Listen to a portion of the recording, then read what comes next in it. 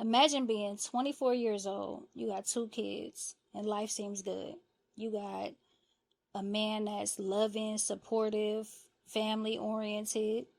You got a good job, nice house, your own car, and shit, you're doing better than most people our age at this point. Facts. And you leave for work one day, and by later that day, your son is on life support. You're later arrested and facing 15 years. Your life pretty much changed overnight. Man, did it.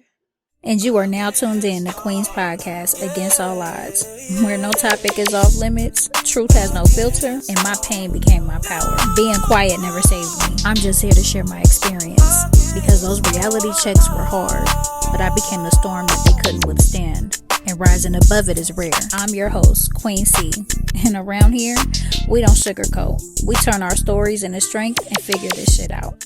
So today is finally the day you get to tell your story. How you feeling about it? I have like mixed emotions, I ain't gonna lie. Like, on one hand, I'm feeling anxiety. I'm feeling like, God, like, this is gonna be a lot. On the other hand, I'm feeling like it's freedom. I finally get a chance to, like, voice it because I only knew to deal with it with anger. My words was, like, caged in. I ain't even had the words. I didn't know what to say. So I'm feeling like today is freedom. I know that's right. You was living a regular life. Everything was good. And take us back to the day when you lost both your children. God, November 21st, 2014. How could I forget it? My whole, like, world just changed. Upside down.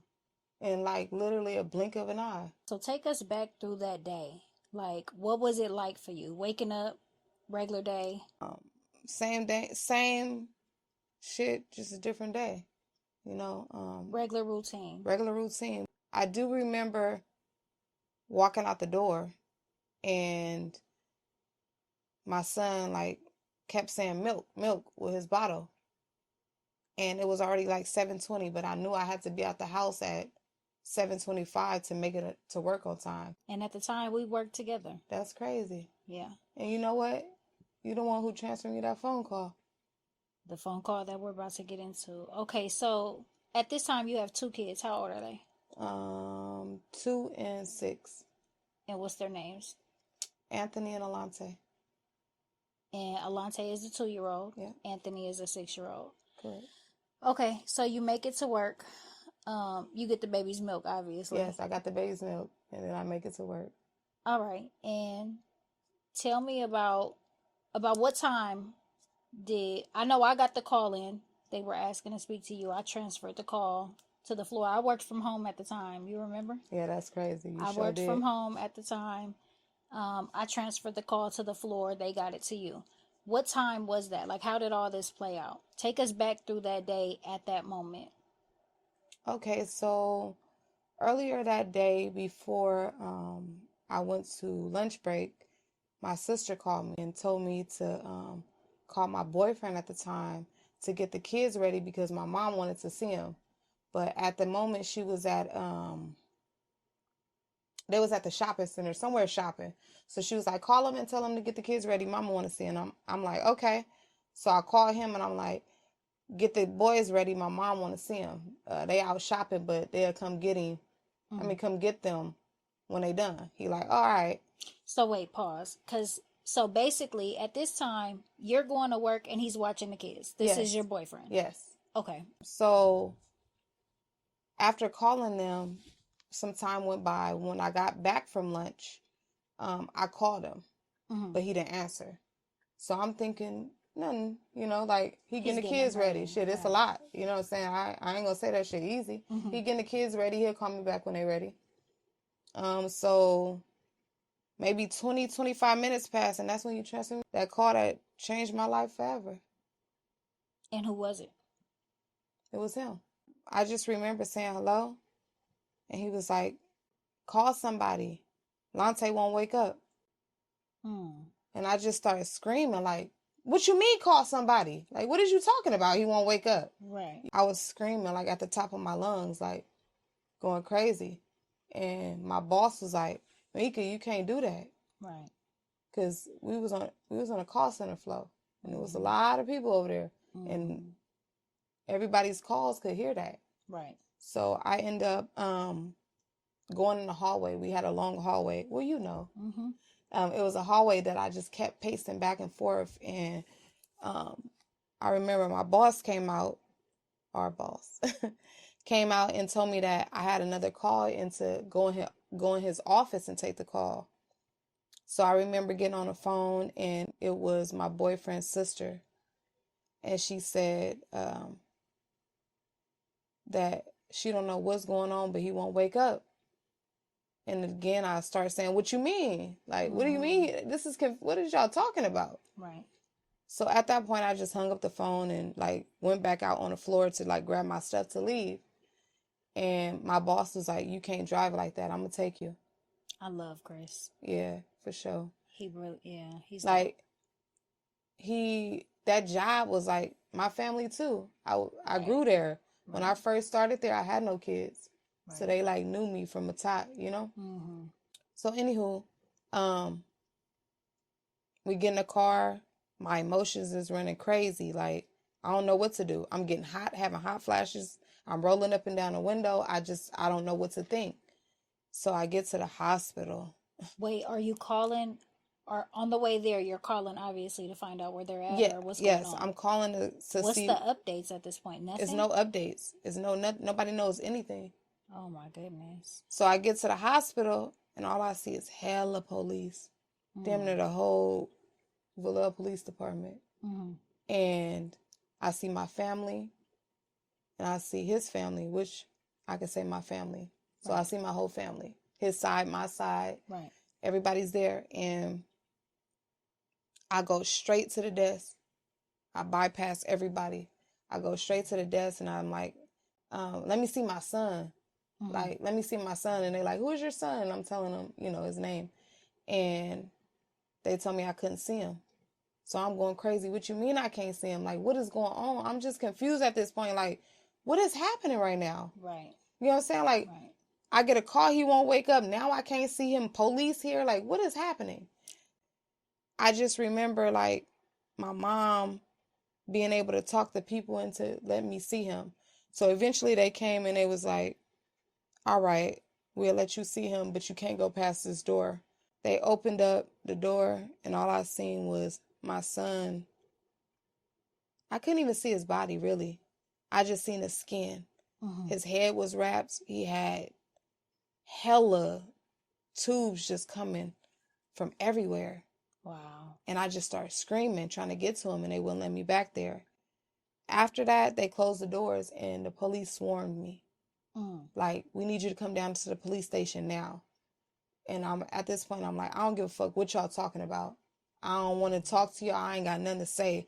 What's going on with my son? Right. Right. And they like, basically, they trying to figure out just like me. So I said I wasn't going. And they said, if you don't go, we're going to arrest you. And my mom was like, no, you need to go. Right. Go down there and see what the hell is going on. So at that time, like, the whole family, like, we all just went to the police station. And who is everybody? So your boyfriend's at the hospital at this point with you? Yes. Okay. All his family, All his your family, all my family, my mom, his sisters, because he ain't had no brothers, his sisters, his mama, my brothers, my sisters, my nieces, like, everybody was there. I can't remember if he went back first or I went back first. I don't recall, but either way, when I went in the back, man, they was like antagonizing me. I was already so lost, like, what the hell is happening? Right. Like, I don't even know what's going on, and y'all questioning me, showing me pictures, and I'm like in so much disbelief, like, they showing me pictures, and I'm like, well, who is this? Who is this? Like, where's the body? Where's the face to this? Y'all just showing me legs, and like, what is this? So I never forget the motherfucking police lit this Lighter. lighter and And was held just it like that? holding it like to my face, like, you see this? You see this? And I'm like, yeah, I see that. It's a lighter. Right. He said, you fucking held this lighter for 3 whole minutes and fucked your son up. You burnt him. Why would you do that to your son? And I'm like, huh? What are you talking about? Right. Well, I ain't burned my son. I was at work. Mm-hmm. You fucking hurt your son. Why would you do this to an innocent baby? And I'm confused. Like, what the fuck is you talking about? Right. But now are you thinking like, is my son burnt? Yes, I'm thinking, what is going on? Right. And if he is burnt, why the hell is his head wrapped? Did he get burnt on his head? Right. Did my house burn down? What is happening? Right. So after all the questioning, I end up going out in the lobby. That's when I think they brung him in now. Mm-hmm. And we waiting for like a long time. Mm-hmm. Mine was not that fast, but I don't know how fast it was because I was in it. So I can't say how long. But we waiting for a long time in the waiting room. He comes back out. Everybody's all distraught anyway. Everybody's like so emotional and all this. And my oldest son was there. And I remember my brother saying that he gonna take my oldest son to the house because we was gonna go back up to the hospital. Well, the minute that he drove off, the police came out swarming, bring the kid back now, or we're gonna post an Amber Alert. Da, da, da, da. So I'm really like, this shit is like unreal. Like, I had to really tell myself, wait, am I dreaming? Right. So I called my brother, or whoever called my brother, somebody, they get him back down here. And my son gets here, and I'll never forget this fucking lady, this white lady. Sorry, I ain't racist or nothing, but her face is like, I'll never forget it because it showed up again in my life. After he brung Wu back, that lady came and she said, I'm sorry, I have to take him. I said, take him? Wow. And I said, when? She said, right now. And all I remember is my son saying, I don't want to go, Mom. Who is this lady? I just want my mom. I don't want to go. And that shit broke me to the core. Seeing that I'm their protection and they getting took and there's nothing that I could do. That shit like hurt. What is happening? What is happening? What is all this? The police come and say, your son is on life support. He might not make it. And what do you do? My heart dropped and my body dropped. I fainted. I come back and we on our way to the hospital.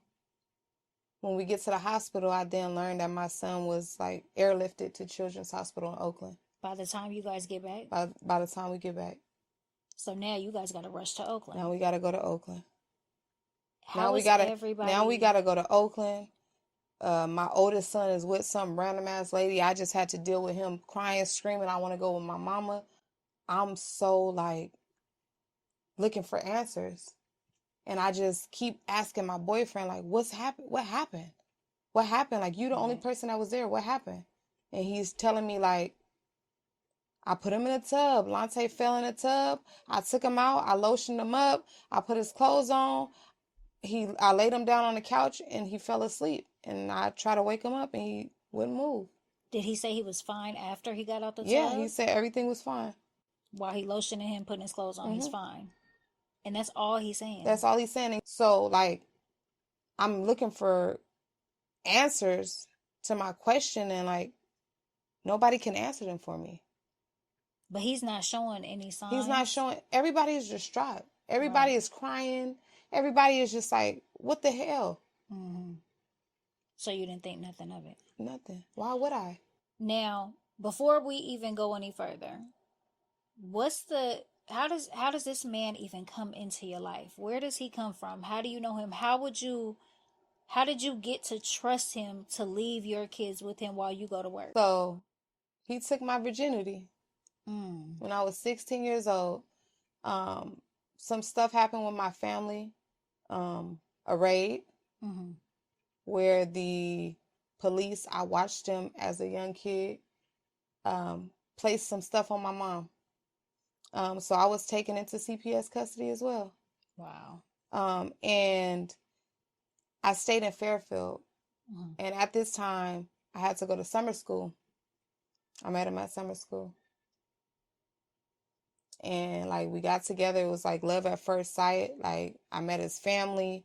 His family accepted me. It was just like everything was like just, I don't know, just the pieces to the puzzle was just like, all right, my puzzle complete. Right. I'm gonna make the best out of this. I got took from my family. You know what I'm saying? I'm gonna make the best out of it. Or somebody that's gonna love me, you know? Or you cling to him because you were dealing with a traumatic situation. Depression. So, okay, so you meet him back then, and do you guys stay a couple? How long does this go on? Wow. So he ended up going to boot camp. Mm-hmm. And I was still talking to him and stuff. And I just was like, nah, I can't do this. I'm too young. I got a whole life. Right. I ain't finna, like, what? Right. Yeah, that's out. And at that time, like, we still talked, but we wasn't together anymore. Mm-hmm. But I still kept in contact with his family. Like, for the birthday parties of the kids, baby showers, like, I always went. And I never forget, probably about 10 years later, his sister called me and was like, I just moved to Vallejo. I'm like, shut up. Mm-hmm. I'm finna slide. So I go over there. We, having a good time, reminiscing. We drinking. Mm-hmm. I get drunk one day and I fall asleep on the couch. And I wake up to a kiss on my forehead. Mm-hmm. Bitch, and it was him. I'm back. I'm back. Like I left some. Right. And ever since that day, he never left. Mind you, he was in a whole ass full blown relationship.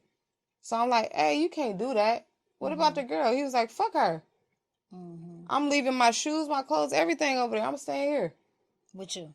With you. And I'm like, wow, okay. And by this point, you have 2 kids. Yep. And you actually, I remember this, you had a real good relationship, co-parenting relationship with your son's dad. Anthony. Yep. Anthony Sr. May he rest in peace. That's what I was getting to. So while you're now with the new boyfriend, you lose your oldest son's dad. Yep. And I remember y'all being good friends. Mind you, that was a relationship when I left him. That's who you got with. Yep. I got with Woo Dad. Mm-hmm. Okay, so while you're back in this relationship with him, you lose your son's dad. Yeah. And how is he during that point? Very supportive. Very, whatever you on, I'm on. All I knew was that when Anthony passed away, all I could hear him saying is like, send me out right. So all I knew was like, I need hella money. Mm-hmm. I need hella money. To make this happen. To make this happen. Because who else gonna do it? Right. Like, his mom was on drugs. Mm-hmm. I don't know. His daddy, he had a relationship with his daddy, but I ain't seen nobody, like, just coming all the way out to pay for this funeral. Right. He ain't had no life insurance. So all I knew was, like, I need money. I need money. You feel me? So I started doing fundraisers. Started selling dinners. Started doing raffles for hair. I sell raffle tickets because I did hair. Right. So I sell raffle tickets for a quick weave, and took donations and all kind of shit. And he was right there. He was shredding the cheese to the macaroni and cheese. Right. You know what I'm saying? Supportive. He was turning the ribs over. Wow. Very supportive. But mind you, 6 months before that, I lost my dad. And he was with you during He was with me during that. So it's like, damn, me and my son both lost our dad in the same year. Wow. So obviously, you trusted him with the kids. Yeah, I did. And never any signs and nothing? Why wouldn't I trust him? He came from a good ass family. You know what I'm saying? Like a family that welcomed me in as family. I was gonna say y'all was close too. Yeah, like I was even fucking with him without you. Right. You know what I'm saying? Right. So I knew your roots. And how did they treat your kids? like they own. Like literally, if they have 4 grandkids on their own and somebody asked them how many grandkids you got, they'd say 6. Wow. It was Christmas. My kids had Christmas under their tree too. So no reason to question that. So At when all. he's saying he don't know, you're believing I it. believe him. Why wouldn't I? Right. You ain't showed me no signs. You ain't showed me nothing. Why wouldn't I believe you? And y'all go way back. And we go way back. Okay, so now you guys are rushing to Children's Hospital in Oakland, which is a whole other city. Right. How does that go?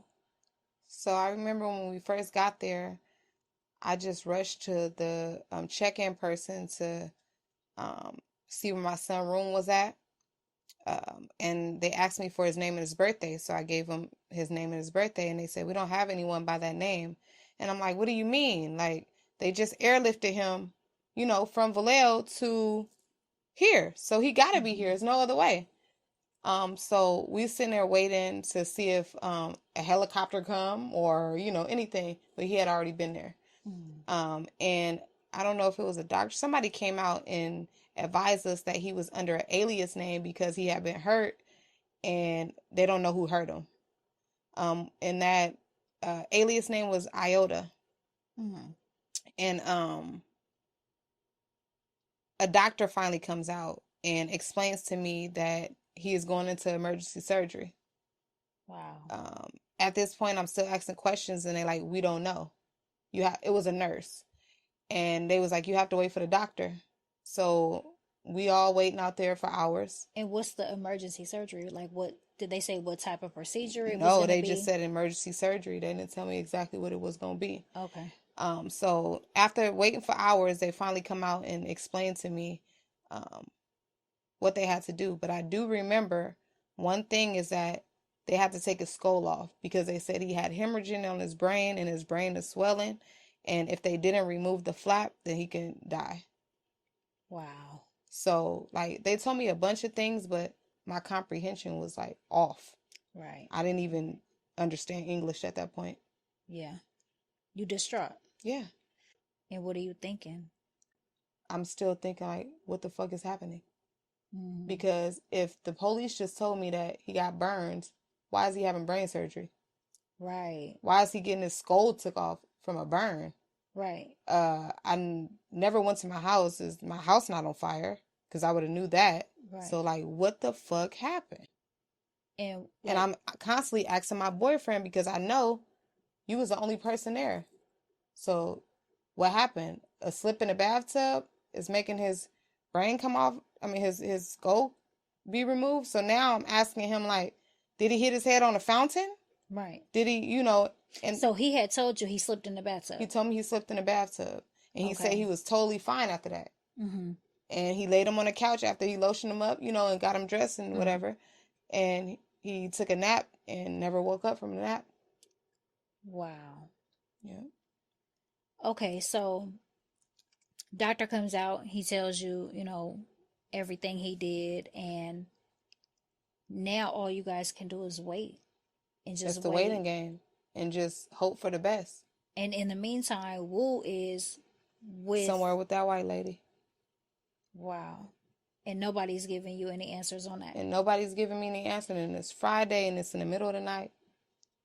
So now we know all them places is closed. We got to wait till Monday. So now here it is. I got a baby in surgery and a baby that's gone with a complete stranger that just got done crying. Why I got to go here? I want to go with my mama. And no answers. And no answers. So I didn't know if I was coming or going. Right. At this point. So you stay at the hospital through the weekend? Yes. Come Monday, do they contact you about? I call them. Okay. I call them and they tell me that my kids is being placed, both Anthony and Alante is being placed in temporary custody. To see my son always jumping on shit, always playing too much, always just being a boy, to not being able to move, hurt me to the core. So during the hospital time, I would go in and check on him, but I couldn't bear it. So I would go to the break room or go to the waiting room while my boyfriend at the time was right there by his bedside. Like he could stay in there. Like he could stay in there. Okay, so on Monday, when you call them and they tell you that they placing them in temporary custody, they don't give you, like, what's the next steps? What do They they make a say? court date. I'm not sure. I know the court date was hella fast. Like, I know it was hella fast. Maybe it was Tuesday. Days? Oh, Maybe it like was the next day. Okay. Yeah. And you go to that court date. And they're telling me, like, they put them in temporary custody, and then I get a new court date to come back in 14 days. Wow. So now you're back at the hospital. Now I'm back at the hospital. They're allowing you to visit, though, while you're at the hospital. Yes. I'm not leaving the hospital. They're allowing boyfriend to visit. Only time I'm leaving the hospital is to go to court. I'm literally staying there at the hospital all day, all night. Right. Me and my boyfriend staying there. Okay, so, now you're going through family court, right? Lante's in the hospital just healing. I mean, as best as he can. You're fighting them. Life is just hospital and court. That's it. When do things start to change? And boyfriend's there the whole time. Whole time. No red flags. None. He's not giving you any reason to doubt him. Because in my mind, I'm thinking, like, if he did something, why he right here? Because if he did something, I mean, the logical thing to do would be to run. Right. But he ain't running. So he ain't hiding shit. Damn, that's hard. Okay, so at what point and how far down the road is there a turning point? Do things start to change? Lante spent 4 months in the hospital. During that time, I was going to my family court. So my trial started. They did trial hella fast, like so super fast. And me not knowing like where to go, I'm 24 years old. Like, you know what I'm saying? My dad just died. My baby daddy just died. Like, I don't know shit about this. Right. Me going to court, I don't know where to start, which way to go. So now I'm listening to a public defender or public pretender. But I'm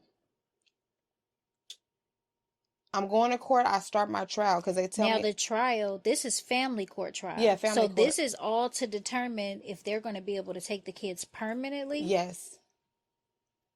And you haven't even been charged at this point in criminal court. At all. But you was always a good mom. Always. You know, that was my purpose. Them. Like, that's my motivation that I know I got to go get it. 2 boys? Because they got to have the best shoes. Right. You know what I'm saying? They got to have the best jeans. We're throwing a white tee quick, but them shoes and them jeans, and I got to get 2 of everything. Right. It ain't no twins, but I still need 2 of everything. I can't get one something without the other. That's out. So, like, that was my focus. That was my hustle. Like, I got to do it for these boys. Going to court, trial.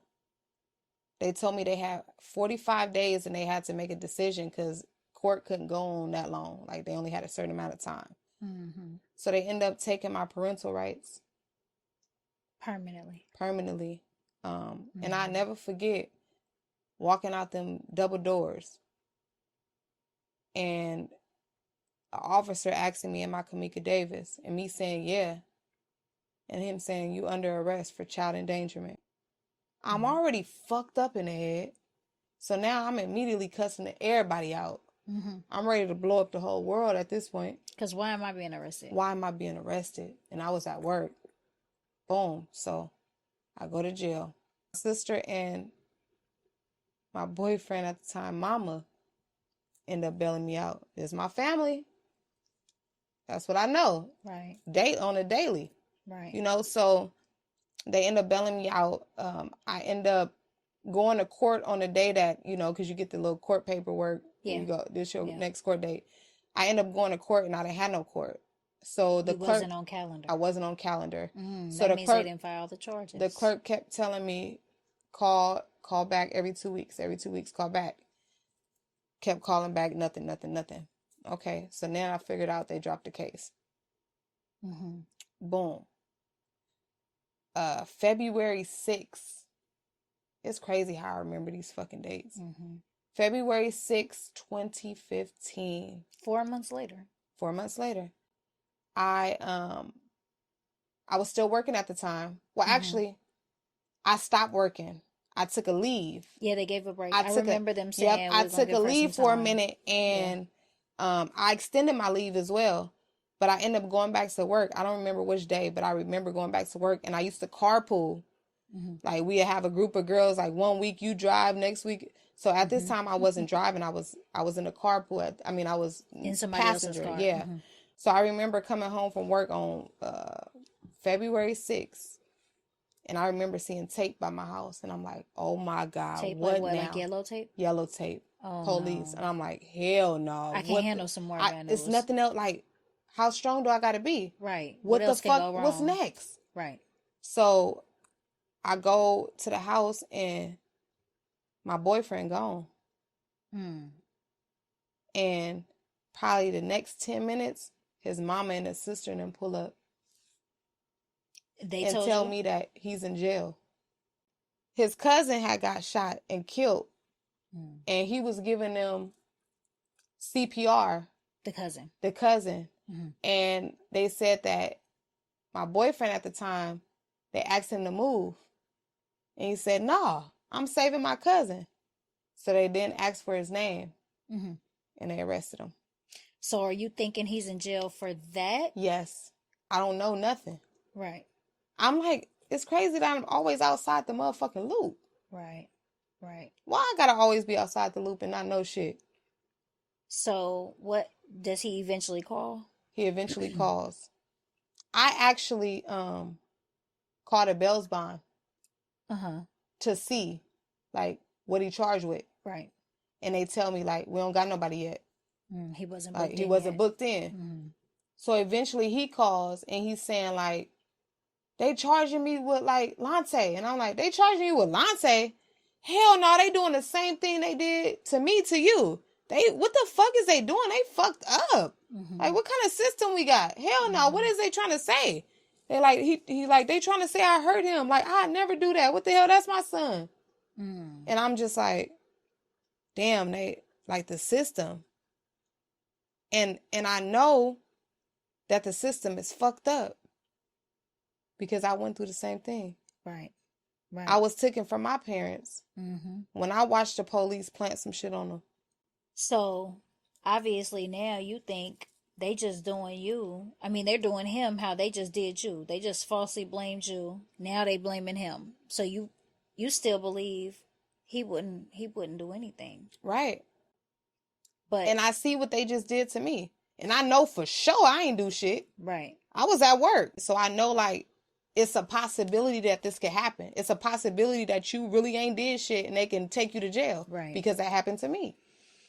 Okay. And he telling me, the love of my life, I'm finna get married and hella shit. The person that stepped in and took care of my kids and took on so I can go hustle is telling me he didn't do shit. Why wouldn't I believe him if he never showed me any signs? Now he don't have a bail?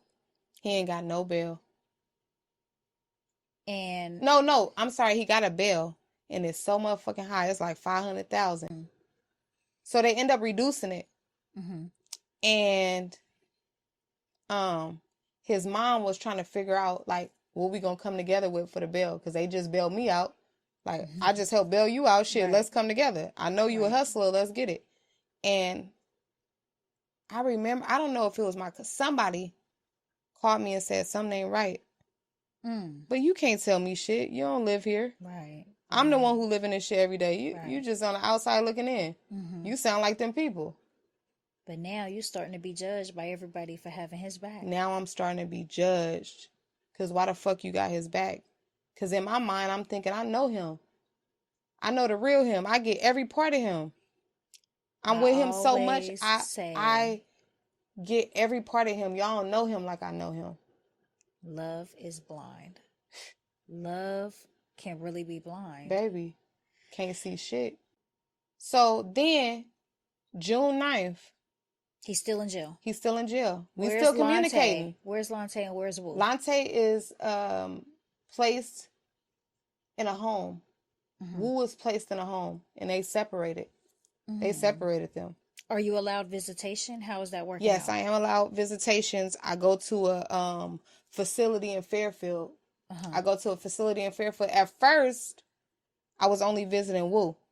Mm. Because Lante was in his healing, doing rehab and stuff. So eventually when Lante was able to, like, you know, kind of be a little bit mobile or, you know, easier to deal with, I guess, they then brought him to the visits as well. Okay, so it's monitored, Yeah, it's basically. monitored. Okay, so you're going to visiting, you're working, and you're still supporting boyfriend. Yes. So come June, what happens? Come June, I'm called June 9th. June 9th, 2020, I mean 2015. I'm called back to the police station for questioning. So I go in there, I call my sister. I'm like, man, they just called me. They just called me for questioning. Like, come with me. Like, maybe they got some new information for me, you know, or whatever. So I go down there and they're still questioning me. Have you ever whooped them? Do you think that your boyfriend would ever do something to? I'm like, hell nah. Hold on, wait. Have you ever whooped them? No. Like, what's your normal way of disciplining your children? Yelling, just like I was yelled at. My daddy Yelled said, at. yeah, just like my daddy would say something and it's over. You ain't even got to do nothing else. It's over. And I, you know. Did and he ever whoop them? Hell no. Like, I'm saying, like, even in just a regular way that, you know. No. Wow. Absolutely not. And, like, I always felt like whooping a kid wasn't healthy because I ain't never seen nobody get a whooping and their parents was regular. Every time you whooping a kid, I told you, like, yelling and screaming. So like, you angry. I felt like it's teaching a kid to, when you angry, hit. When you angry, just take off. You know what I'm saying? And I didn't want my kids to be like that. So now they're asking you, do you whoop your children? And you're open with them. Yeah, absolutely. You come down there as soon as they call. As soon as they call. Why? I ain't got nothing to hide. Right. And I want you to really see the real me. Like, I was not there. How y'all gonna do me like that? And I need you to see that I'm cooperative. Now my brain's still foggy, but it ain't day one. Right. You know what I'm saying? It ain't day one to where I don't want to talk to y'all because I'm worried about my son. Now I know he's out the hospital. Now I know he got life still. You know what I'm saying? Now I know that he's breathing. Right. And he in a home. You know what I'm saying? And I'm okay to talk. And after that conversation, man, I never forget, my sister was waiting right in front of the door in the car. And I walked out them double doors. Again, the same thing. Are you Kumeka Davis? Yep, you're under arrest. What's your charge? Child endangerment. Wow. Or 273A. That's what it was. I don't know. Y'all maybe need to look that up. So I go to court on Monday. Still no bail. They got me at a flight risk. Flight risk? What that mean? I go back. Flight risk is like, you've been running, or we've been having a warrant, or you've been hiding. But the crazy part about it is I've been going to family court. Right. So y'all could have arrested me just like y'all did the first time from family court. So. And when they called you, you came right down, right? Right down. Yeah. How long did it take you to get there? Shit, I hooked up with my sister immediately and we went down there. So no like time. Within the hour? Within an hour. Yeah, how am I a flight risk? Right. You got that 72-hour court date. Now you got to wait 2 weeks. So I'll wait 2 weeks. They end up switching my attorney. So then I had to wait another 2 weeks because that attorney ain't know nothing about my case. So now they pushed me off again for 2 weeks. Okay, so now you're sitting in jail. You're charged again. This time you're stuck. What are you thinking? Like, what's going through your mind at this point? He's in jail too. This is the time that my attorney came in and gave me a copy of the discovery. So, like, this is all the paperwork? This is all the paperwork, interviews. From the investigation. Investigation, all typed out in words. So, I'm sitting down. I ain't got nothing else to do. Right. You read it. Now I'm reading this. Now it's all making sense to me. But before, it didn't make no sense to me when nobody was telling me. And this is how you felt because you're reading it? Yes. So what was like one of the big things that, or like what did it for you when you're reading it? It was a couple of things that did it for me. One of the things that did it for me was he stated to them, like, I do marijuana in a house in the garage. We got it set up like a kickback spot. And when I do methamphetamine, I leave. Methamphetamine. Wow. So I was like, what the fuck is methamphetamine? Mm-hmm. So I had that in my head. So I knew when I got out, I actually took notes. Mm-hmm. Mm-hmm. But now it turned on this light in me, like, all right, fuck all that. I left my kids here with you. Mm-hmm. You was the only person here. Obviously, you did something to them, or somebody that you know, something happened to them. Right. Obviously, if you didn't do it, somebody you know did it. Something happened. Another thing that stood out to me was that they said that it's like my son fell from a 3-story building. And I'm thinking, like, well, at my house, we only got 2 steps. And you told me that he fell in the tub. And he ain't that far from the ground. Right. So, 3-story building, Mm-hmm. he ain't nothing but a couple of inches. Right. So, how hard did he fall in the bathtub? Right. Now I'm like, all right, something ain't right. Mm-hmm. And this shit ain't adding up. Your story ain't adding up to me. So what are you feeling like at this point now? You're reading the discovery, and you can't, now it's right there in black and white for you. Right. Now it's not about what people are telling you, it's about what you're reading. Right. Man, at that point, like, my heart just shattered. It felt like hella bricks just fell on me. It's like, I'm believing you. I'm believing what you telling me. Because you ain't show me nothing different. But now I feel like terrible. I'm blaming myself. And now I'm starting to believe what these people is telling about me. Like, you left your kids here with somebody that will hurt them. Like, I start thinking, like, who the fuck am I sleeping with? Right. Like, I'm sleeping with a fucking monster. Who is this person? I don't even know him. Like I thought I did. Right. So now I feel guilty as fuck because I'm supposed to protect my kids. And I put them in the hands of someone that will hurt them. And that shit hurt me to my core. So this was the turning point. Definitely. But everything prior to this, you were in full support of him because you believed him. Yes. But and he was right there, like, through everything. Through my dad's death, through my baby daddy's death.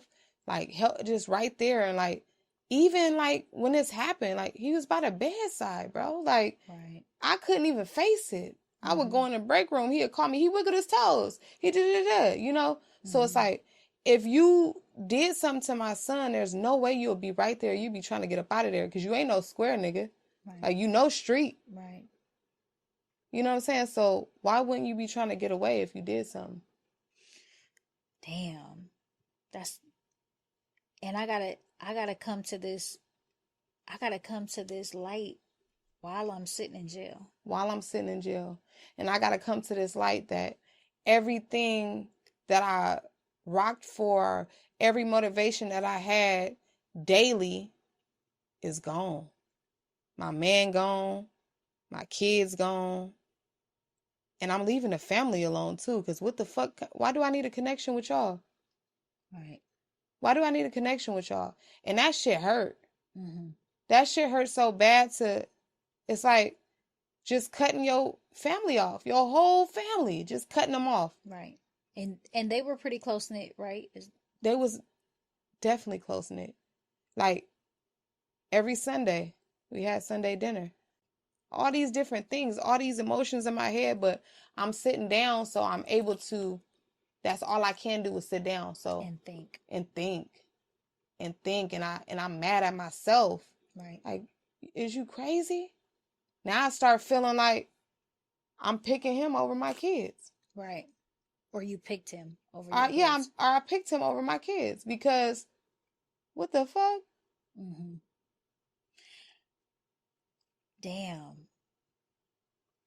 The guilt. I would have been like, what was I thinking? What was I thinking? Now, while you're in jail and you start thinking about all of this and you're putting all the pieces to the puzzle together, is there still anything that you could think back? Any red flags that you may have overlooked? No. Still none. Still none. Good man. Good man. He was good with the kids. Good with the kids, good with me. OC motherfucking D. I ain't have to fucking barely lift a finger. But to come home and cook. So every day he would have like a type of meat in the sink. Whatever he wanted. Whatever, cooked. yeah. Was that a red flag? No, not at the moment. Okay. Later on down the line, yeah. Okay, well, let's get into that. So you eventually get out. I eventually get out. I was able to bail out. And like, how does that go? How long do you stay in jail? About 45 days. Okay, so when you get out, what do you do?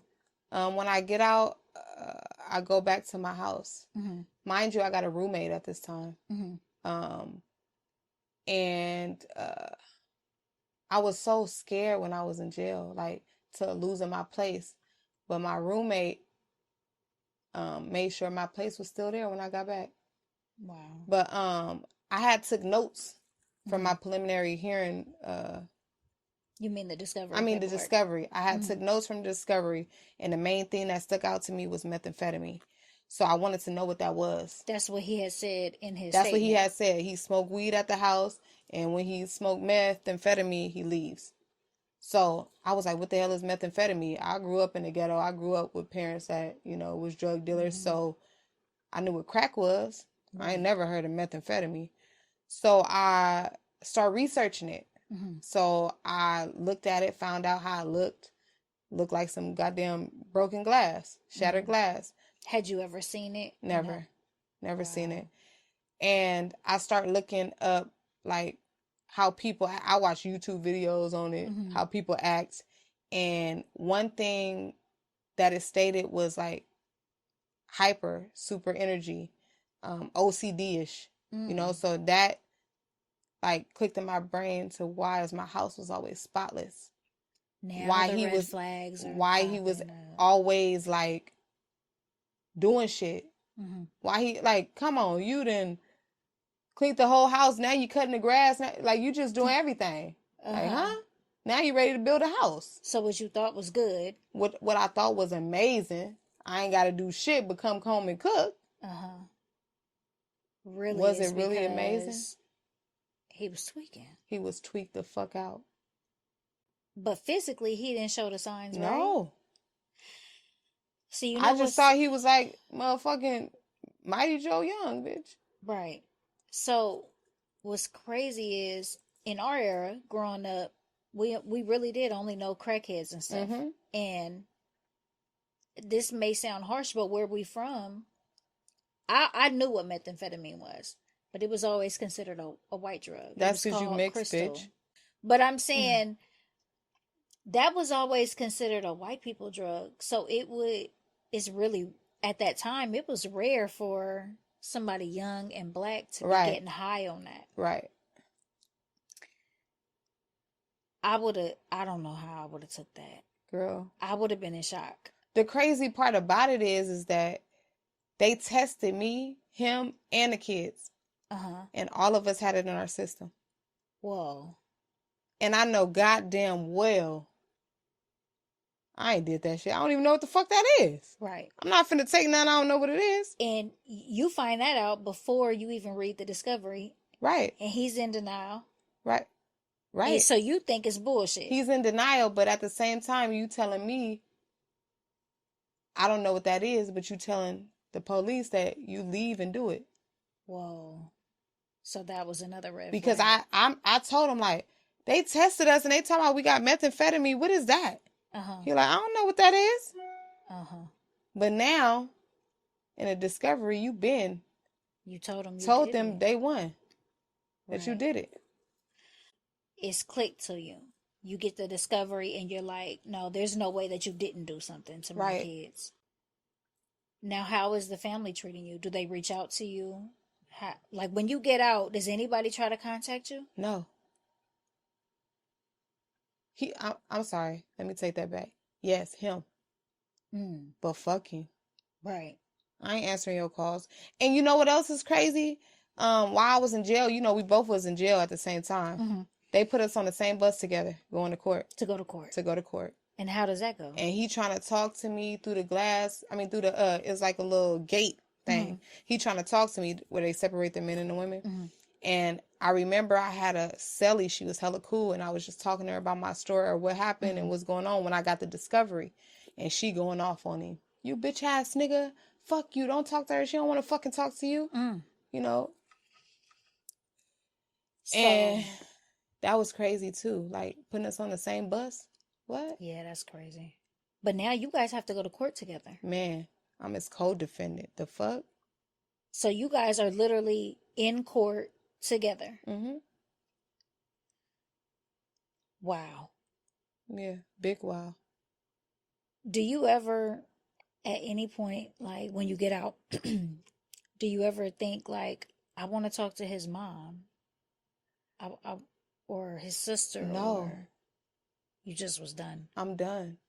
What do I need to talk to y'all about? Right. It's nothing now to talk about. Now I see what it is. Now I see it for what it is. I was blinded, but now I see. And the sad part about it is, maybe if you wouldn't have been in support of him from the very beginning or believe in him, family court may have played out differently. Right. I agree. Because wasn't that was a big thing that they kept pointing out? Yep. That you were still around him or dealing with him. They were saying that I kept saying he wouldn't do anything like this. And that's how I felt. Right. Why wouldn't I? He showed me nothing different. Right. But support, but love, but caring. Whole family caring. I know, and then it doesn't help that they arrest you and you know you didn't do anything. You're at work. And then now I know for a fact that I didn't do anything. And now you're arresting him. Right. And he telling me he ain't do nothing. So I know that this could be a possibility that y'all just doing him just like y'all did me. Right. It's feeling like it's clear to you. You're confident that it got to be him. Right. Or somebody that he knows. Right. And you've already lost your trial at this point in family court, right? Yes. And do they tell you after you lose the trial in family court, like you've lost your kids permanently? Yes, they told me that, but like something in my head just told me like all I got to do is clear up my name, in criminal court and everything gonna go back the same. I'm gonna get my kids back. It wasn't registering. Wow. Okay, so now you're fighting it in criminal court. Right. He's your co-defendant, so you guys are going to court together. Yes. How is it in court with him? Like when you guys are going to court? So we had preliminary hearing, and those in our family was testifying, and it just like did something to me, like to see like now his family is like up there switching on me. What? Y'all saying I'm this horrible person? And I was just like, wow. I told my attorney, like, I don't want to be here anymore. I asked him, can we separate the case? So I just end up signing a 977. Like, for the lawyer to appear on your behalf. Appear on my behalf, and I didn't have to come until like it was a preliminary hearing or I had to sign something. Because I told my attorney, like, I feel like killing him.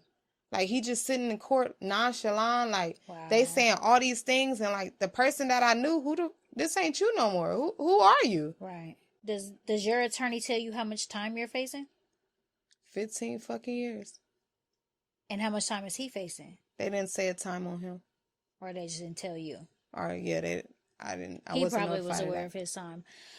Okay, so now time is going on. Now you're fighting it in criminal court. It's just court date after court date. Court date I know how that process goes, so I know it was court date after court date after court date. In the midst of that, I lost my mom. Wow. So she passes. In the midst of this, you haven't even made it to trial yet. I haven't even made it to trial yet. And now you got to go to trial without your mom. And now I got to go to trial with nothing. That's when I felt alone. My backbone. Right. My dad already gone. Right. Now my mom. It's crazy. So you eventually, you guys make it to trial Yeah. after a couple years. Yeah. And how does trial go? What is it like? Is everybody testifying? You're hearing the same things again. Same things again. You hearing people statements that don't match. You know, a couple of his family members got what is it when they ain't Not credible. not credible. Sisters lied on me, you know, said a bunch of crazy things. It's like, wow, they really switched on me. But this is people at one point that you loved. That I love. That they loved you too, though. Right. And I still loved them at that time. Right. Right. It don't just like leave. Right. Like, it don't just like, because you was my family. And you know, it's crazy, but, and this is me just playing devil's advocate. The same way that you believed him and didn't think that he could do this, they're looking from the outside, and this is their family member. Right. They probably felt like he couldn't have did this. And you know what? Back then, I didn't have no understanding of that. I didn't have any empathy. Right. I didn't look at it like that. I just looked at it as like, why y'all ain't hearing me? Right. Like, especially his family was like full of women. Like, he ain't had no brother. Right. So it's like, and they had kids. So it's like, as a mother, it's different. Where I'm coming from. Understand where I'm coming from. Right. But in all actuality, they was like upset with me because I ain't rock with him. And I was just but like... But that's because they probably genuinely believed him as well. I didn't understand that, why they didn't want to hear me, my side. Again, this is me just... I'm not making excuses. This is me just playing devil's advocate and thinking realistically. They also probably never got to read what you read. To this day, have you ever asked, like, did you guys see it? Did you guys see the pictures? Did you guys see the interview? What if they never seen that? You can't... You know what I always wondered? Like, after preliminary hearing, y'all seen exactly what I seen. How y'all really feel? Yeah. Did y'all really, like, stick to y'all guns because of your pride? And because you don't want your son to, like, feel like he didn't have nobody? What do y'all really, like, I really want to know what y'all really feel about it. Yeah. Yeah. I know you mentioned the lighter. So what came out at prelim about that? Man, the lighter, as I told you before, like earlier on in this interview, the police was holding the lighter up, like, to me for like 3 minutes, just holding it to my face, like, you know, for me to see him, like, you know what this is? And I'm like, no. You burnt your son. You did this. You held the lighter for 3 fucking minutes and put it on his leg. I'm like, huh? But they showed my boyfriend at the time interview. And they asked him the same question, like, you know what this is? And he said, yeah. And this is what you're reading later. This is what I'm reading later. Okay. This is what they're showing too in preliminary hearing. The interview. Oh, they're showing it live. Yes, they're showing it live. Oh my goodness. So like that even like clicked in my brain. But they showing it live, he's saying like, yeah, I know what that is. That's a smiley face. We did that in Marysville. Like, cause that's where he was living, or somethingville out there. And I just remember watching that video. And when you know how the police leave out and they go watch you from the outside? Yeah. I could just see the nervousness in them. Like, I could see him shaking and like just can't sit still. And you know him.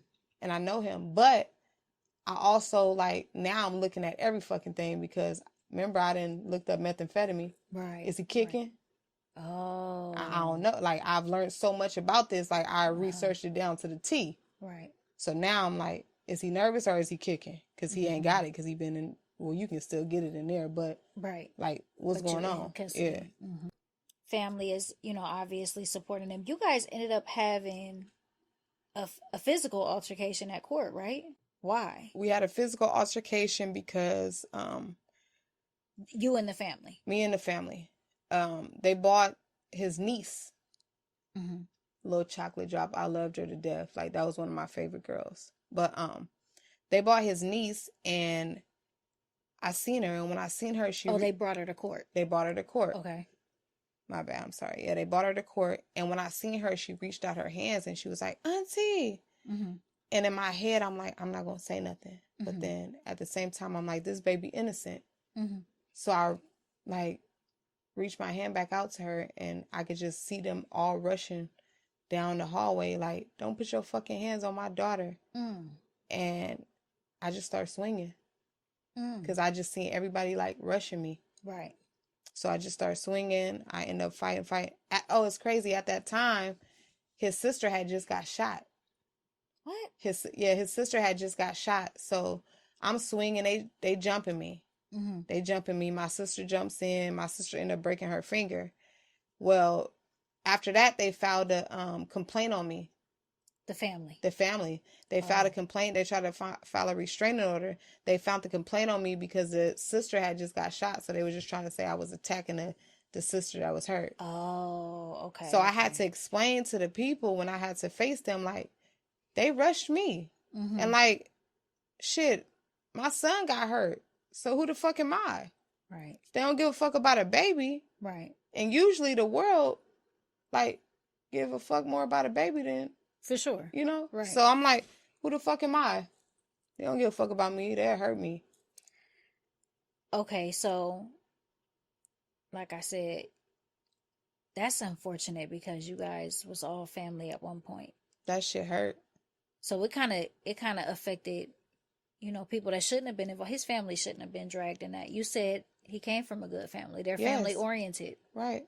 Every Sunday we having Sunday dinner. And I don't have a doubt that, they didn't cause this. They're I just don't being that. supportive of their family member. Right. That's fucked up. Definitely.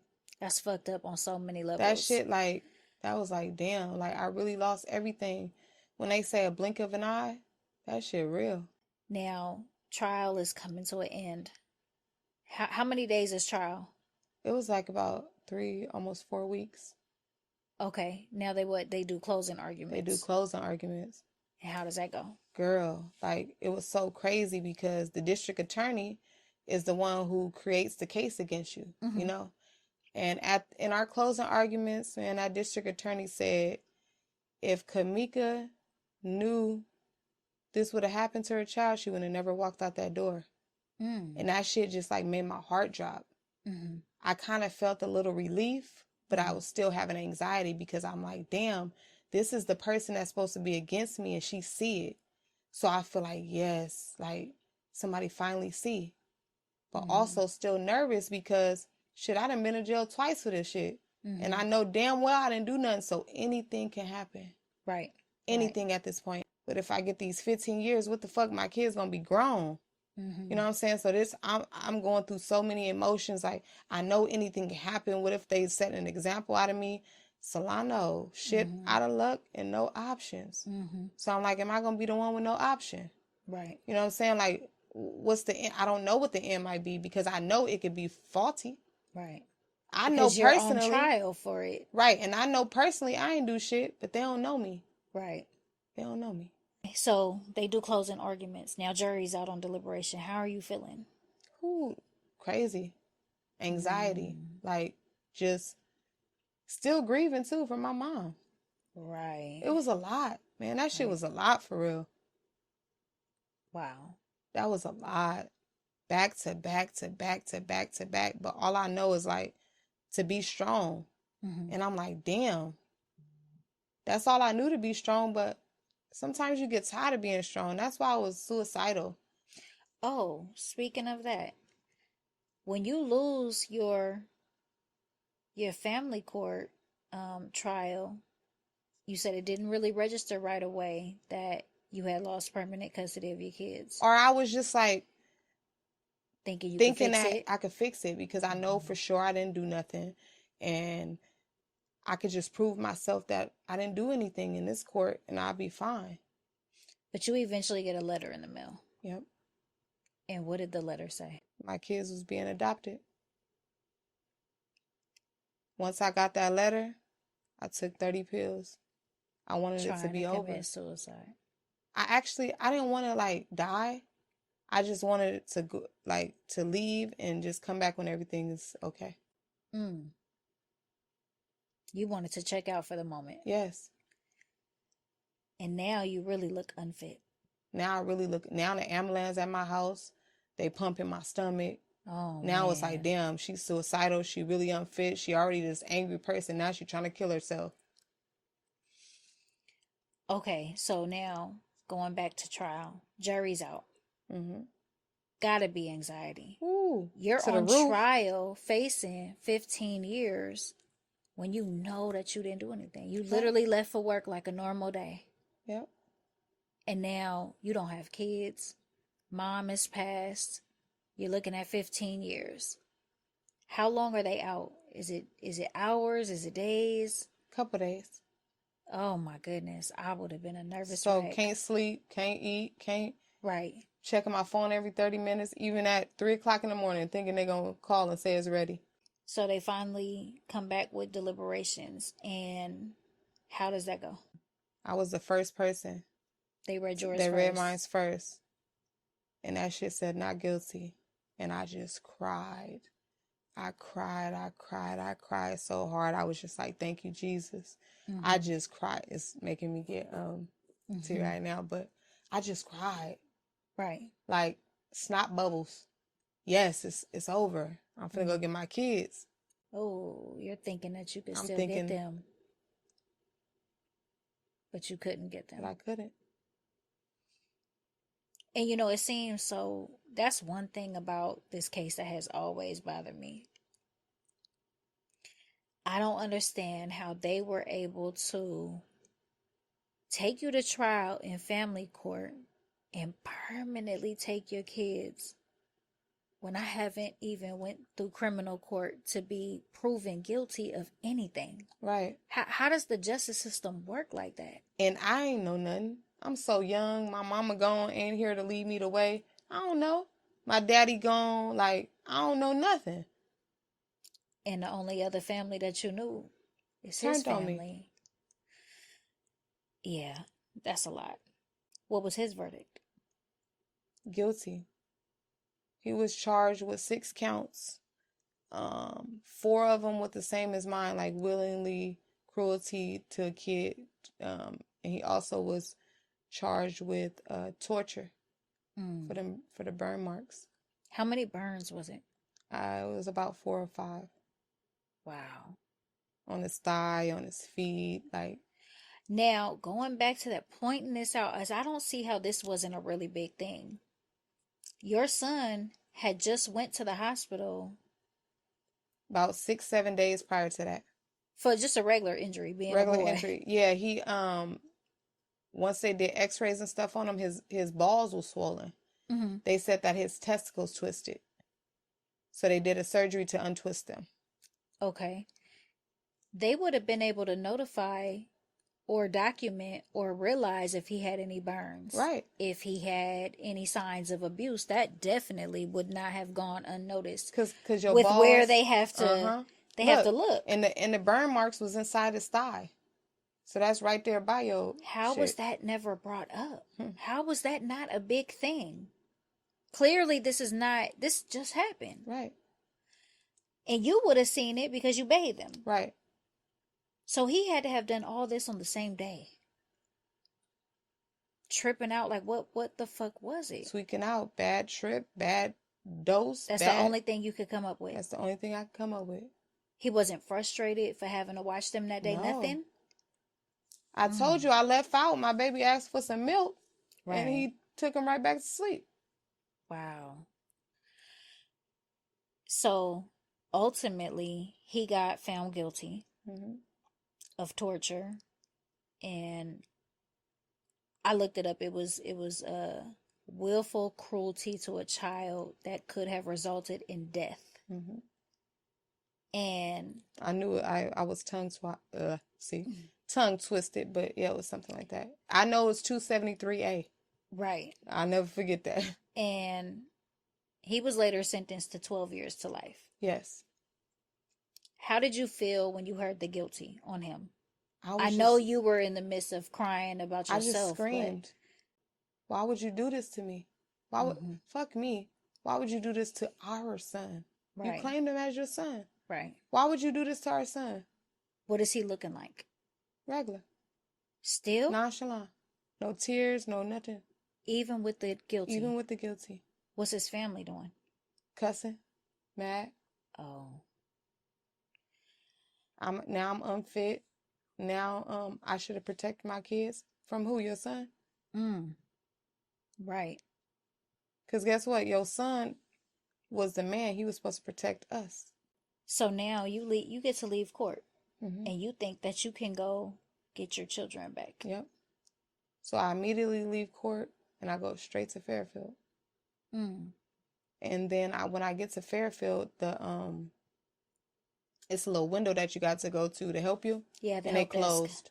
Oh, no. They closed. So I go back the following day, I believe, or a couple days, and come to find out it's too late. They're adopted out. They're adopted out.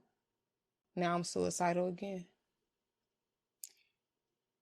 And your trial ended in 2019. Yep. But this case started in 2014. Yes. So you had damn near 5 years of fighting this out. Mm-hmm. When is the last time that you seen Lante? February 9th, 2016. Lante and Anthony got separated. Yes. Lante got sent for. Yep. With somebody who was a family, obviously, that was equipped to, I think one of their parents was born either paralyzed or with one arm, or so I was like, my heart was a little settled with that because I knew that they was going to take care of him. Right. You know what I'm saying? While I'm not able to be there, I know that he was going to get good care because they got experience in this. Right. Anthony ended up in your same city. Yep. With his dad's family. Yep. His uncle.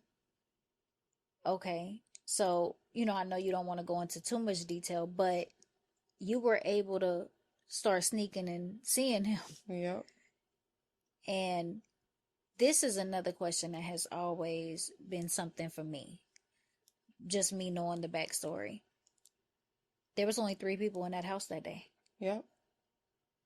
Your boyfriend, Lante, and Anthony. That's the only 3 people that it was when I left. To this day, I still don't know.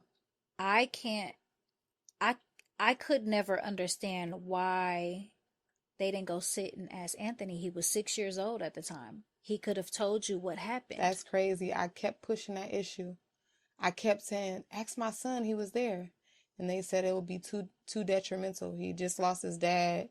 This is too detrimental. So I always used to ask him, like, can you put me and him in a room together and like close the door and record it from the outside? I said, because that's my son. I know I can get it out of him. Right. Like some kind of way. Right. And they would not allow me to do that. I wanted to do it so bad. Like I had plenty of days where I wanted to be like, I'm just going to do it. But then I didn't want them to stop me from seeing them. Yeah. You got to follow the rules. Yep. Okay, so now he's older. Now you get to start sneaking around and seeing him. Very first time that you guys see each other, is he happy? Is he wondering why he's not with you? He's happy, but he don't want to show it. I can see. I can see the little smirk. I can see like, and I was so happy too, but I just didn't know how to face it. Right. Because I still feel guilty. Of course. So I was so fucking happy. Like, but then it's like, it's still a part of me that was missing. Because Lante is gone. Because Lante, and they both got the same birthday. You know what I'm saying? So they share the same birthday. Last birthday we had was Mario and Luigi. Wow. So it's like, yeah, I can celebrate Woo, but it's still that piece in me that's missing. And it's not fair. It's not fair. Did you ever get the chance, or did you ever have that conversation with Anthony and ask him? I did. I asked him, and he said he don't remember. He's probably blocked it out. Or don't want to talk about it. Did they ever investigate if anything had happened with him? Yes. They did? And nothing happened. Yeah. Oh, thank God. What ended up being the overall damages to Lante? Currently he's like paralyzed. On the right side. He was right-handed. So now like his whole right side? His whole right side. And he had to wear a helmet for a while, right? Yep. And learn how to walk again. and learn how to talk again. Oh, man. Starting over from an infant. Your ex-boyfriend don't get sentenced right then and there Right when you then, guys no. get found guilty. Yeah. But it later came out in the newspaper that he got 12 years to life. On my motherfucking birthday. It came out on your birthday? Yes. Everybody was sending it to me. So that was like the first thing I seen. No happy birthday, no nothing. Do you feel like it's had like a long-term effect on you? Still to this day. My trust is fucked. My trust is fucked, and I'm constantly looking for things. The wrong things. I'm just looking for things so I don't miss a sign. And some of these things like ain't nothing, but I'm still looking for them. So I already have my mindset that I don't trust you. Right. So it's like, I don't know. You look the wrong way. I'm like, what you looking at? Like even my current relationship, I'll never forget. He took my son to a game, 49ers game. And I literally called even my son is big as hell, but I called every 10 minutes to whereas my son had to say, Mom, I'm okay. Right, leave me alone. Like, I'm good. But it's just like, it really affected me. And that hurts me because, like, I'm bleeding on somebody that never cut me. Right. I want to heal from this. I do. Like, and this is the reason that I'm speaking about it. Any other, like, before this time, before the level that I'm at now, I couldn't even talk about it without dropping a tear. I couldn't even get my words out. Snotty, no, you wouldn't be able to hear nothing I'm saying. I remember you reaching out to me a couple times, a while back, some years ago. Help me, please. I need to find a lawyer that can help me. I remember doing a lot of research trying to find it, and there was nothing. I remember we wrote a letter. Yep. It's a blessing that Wu ended up, where he did. But it still took a long time before you were able to actually get that contact with him and then get them to allow you to be in contact with him, right? So that was just recently. Was it? That was about maybe going on 2 years now. That I ain't have to sneak around the corner. I don't know how it happened. I think they found my text to him or something.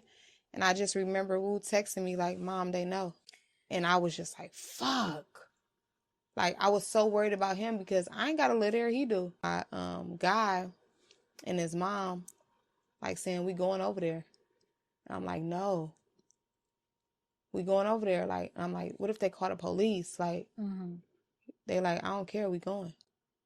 So we end up going, knocking on the door. They wouldn't open the door. We forced our way in when I heard my son say, why is you putting your hands on me?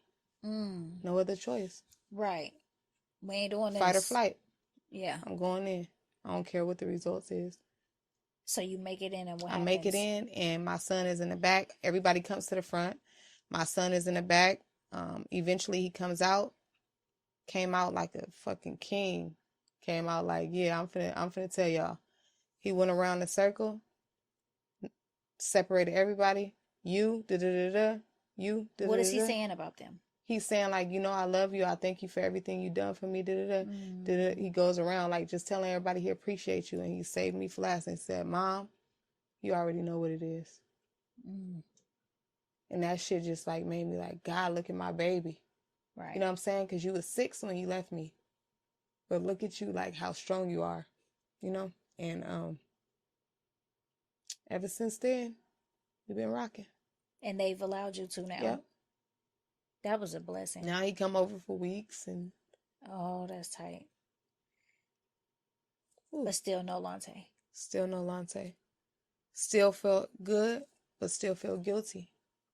Still feel good, but still feel like this only 50. Yeah. No, hold on, 33. 33.33. It's 3. Because I got my baby girl. So, does any part of you ever want to ask your ex, like, just tell me the truth? I do. And I also would like the real feelings of his family that I loved. Right. What do did y'all y'all really feel? think? Mm-hmm. No sugarcoating. Mm-hmm. What did y'all really think? It's sad, like I said, from all angles, it was just everybody got affected. Most of all, Lante. Right. But you're a mom, so you have to try to put yourself in his mom's shoes. She didn't think he did it. Right. But they also sat through that preliminary hearing. And I heard know they everything I watched heard. it. Right. So it had to be some kind of thought. Any it's no way on God's green earth That you could deny it. that you cannot even have a thought about it.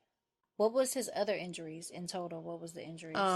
He had a lacerated spleen that's on his stomach, that dark spot I told you, 4 or 5 burns, fractured skull, and he was hemorrhaging on the brain.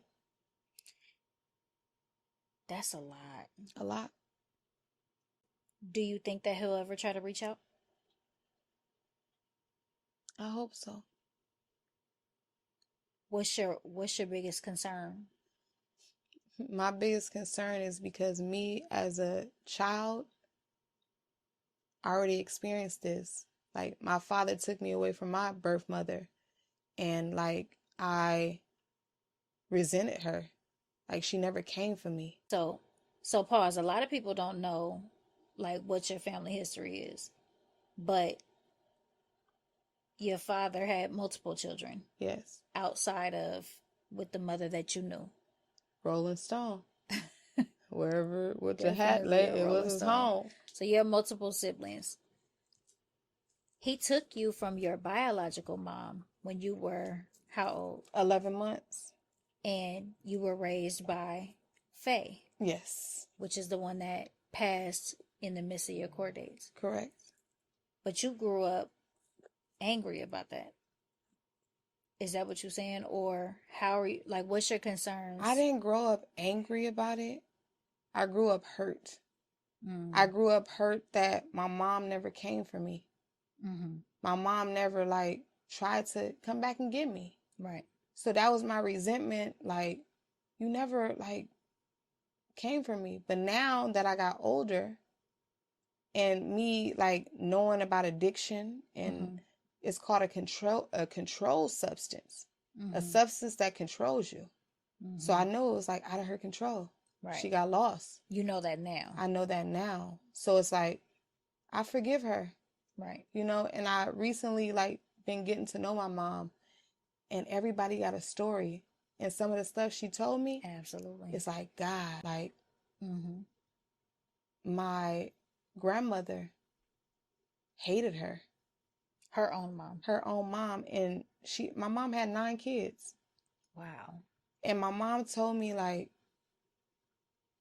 this stuff is real. She said, when you see those people on Maury and stuff, and the parents hate them, it's real. And she said, you know what? I never was taught love, so maybe I don't know how to love. Don't know how to give it. That's very true. And, like, I truly forgive her. And the crazy part about it is my stepmother that passed away never talked bad about my mom. I used to tell her, I don't want to go there. I hate her. She never, like, she don't love me. And my stepmom would always say, you got one mother. Cherish her. And that was big to me. So that's what I worry about. Like, is he going to resent me? Do he really know me? Do he have any concerns? Like, he being raised by 2 women, is he even worried about... How did you find out that he was being raised by 2 women? Because I knew them prior. Remember, I was visiting him, and they would bring him to the visit. Okay, so you met them. I met them. How did you take that? I just knew that he was going to be extra taken care of. Are you allowed to visit Lante now? Being that they were adopted out and the legal guardian had to say so, to whereas if they wanted me to be a part of his life or not, and the 2 women choose not. At all. At all. Damn, so he was adopted out. And they even changed his name. They didn't want you to have no contact. No contact. That's hard. To this day. But life still has to go on with that. And what does your healing journey look like? I never healed from that. Being that my son was hurt, I could never heal from that. And I just learned how to cope with it. Mm-hmm. But that'll be a forever open wound. Right. I just learned how to walk in it. I just cope with it. I just learned how to deal with it. Mm-hmm. Because no matter what life brings you, you got to keep going. And you still have another son. Another that you son. have to show up for. And a daughter. You ended up having another baby. Yeah. And we'll get into that because that was a journey in itself, right? Man, was it? What does life look like for you? What did you decide to do, or how do you carry on with that? So I got into finding myself, Mm-hmm. self-awareness, paying more attention to the present moment, because the past create my trauma. The future creates anxiety. I learned how to be in the present moment, and I decided to write a woman's empowerment journal. Oh, that's good. Just because it was times where I felt powerless, mm-hmm. And no matter what, I'm still human, and I'm still a goddess, and I'm still a queen, Mm-hmm. no matter what I've been through. And me coping with that is remembering that I still got breath and the fight will never be over. Right. And if I fall, I just get back up again. Mm-hmm. And that journal is an engagement journal to remind myself that I got to keep going. You have to. It's no way that I can give up. All the suicidal thoughts, that's selfish of me. Right. Because I really still got these 3 babies that came from me that no matter what, they still mine. No matter if the names has changed, no matter where they are in life, no matter what, they mine. They came from me. And now you have to find a way to get better. I have to find a way to get better. And I also have to find a way to accept any backlash that they have for me. Right. Any feelings, I have to have empathy for that. Yeah. You know what I'm saying? I have to understand them as a child being hurt. Because like I told you guys before, I was hurt as a child too. Mm-hmm. And it affects me to this day. Mm-hmm. So I can only imagine mine. It almost feels like a repeating cycle. It is. A lot of times we don't know how to break the cycle either. Mm-hmm. Because something inside of you led you to love that man so much that you believed him. When this happened, right then and there, it should have been like, I left my kids with you and now they hurt.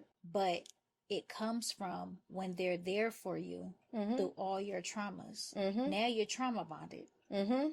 That man was there for you when your dad died. That's a different kind of bond. It's a different kind of bond. He was there for you when your dad died. He was there for you when you lost your kid's dad.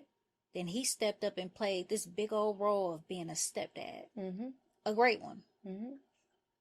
You were trauma bonded.